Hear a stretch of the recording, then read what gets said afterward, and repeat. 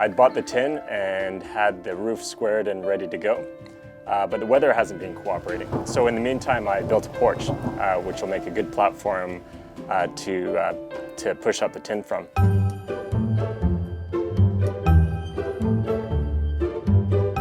And this morning, I saw a good opening in the weather. It wasn't so wet and not so windy, so I went out and got the first few sheets of tin down.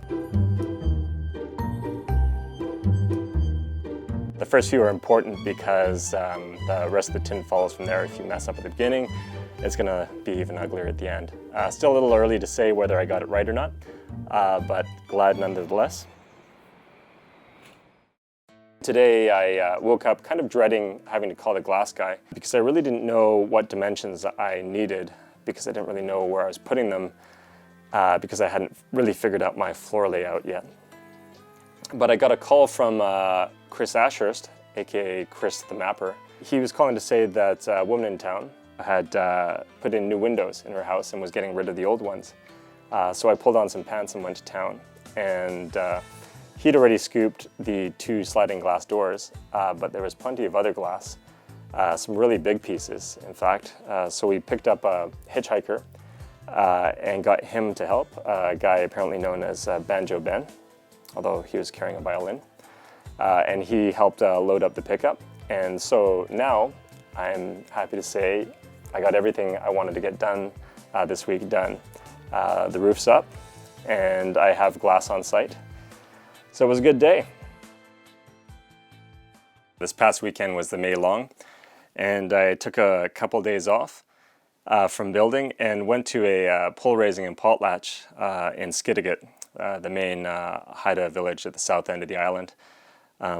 Even though the totem pole raising and potlatch were public events, it still felt like a real privilege to be able to participate.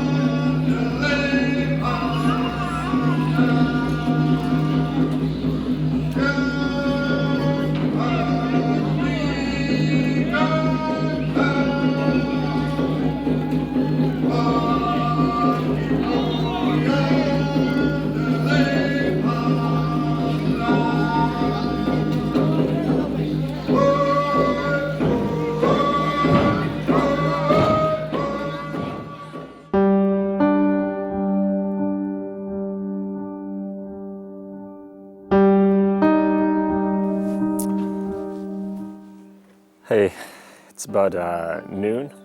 Been up since around 6 a.m. this morning.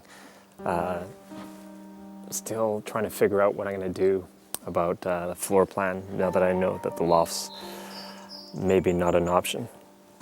Tried sleeping in the loft last night in the Queen Pin. It would originally been meant to be a woodshed, and Rich turned it into a cabin and made a little sleeping loft essentially for kids. So it's about a 4-foot high loft, which is something along the lines of what I'd be looking at here. So I just wanted to see what it felt like. And yeah, it's a touch stuffy and claustrophobic.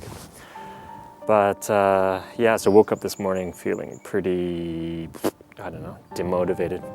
In the mornings I'm generally pretty hopeful, but as the day wears on, less and less so. And Rich is really keen to, but that's how I feel right now. And probably being a bit overly sulky about the whole thing. I just wanted to say that I feel tons better having dumped all that out just now on camera. Who knew?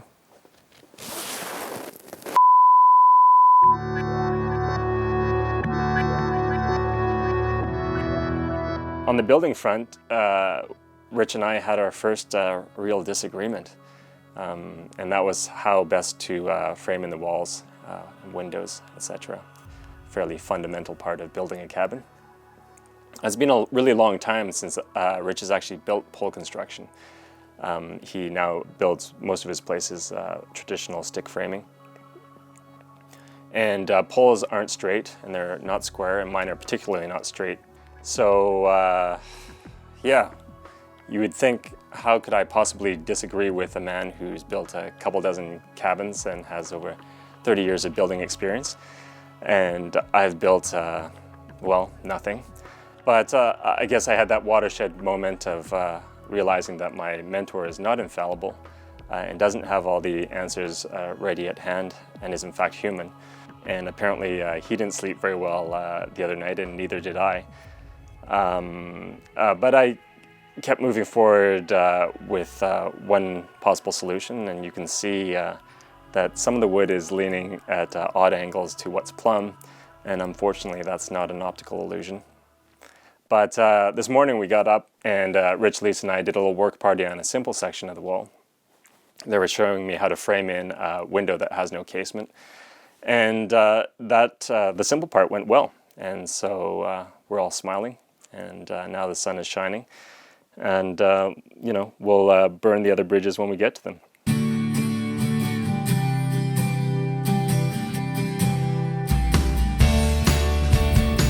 So besides framing in windows and doors, I'm going to finish off the front steps.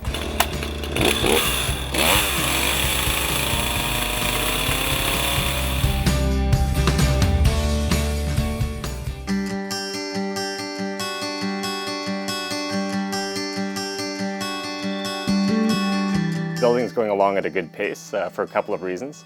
One, I've deferred to Rich and Lisa's greater building experience, and I'm going along with their solutions for tying into the poles, etc. And also we're doing work parties. The three of us work together in the mornings to frame in the windows and doors. The kind of work that's easier with someone else holding the other end of the board while you hammer it in, or you can hold up a window and they can step back and see how it looks. And I'm finding it far easier, faster, and well, more fun working with others. And that got me thinking of a couple of the large components of the cabin in the woods fantasy, and those are the ideals of solitude and self-sufficiency, which would seem to be saying that the dream is being perfectly content without others, or getting away from it all, meaning getting away from other people. But my experience so far is that it's just the opposite.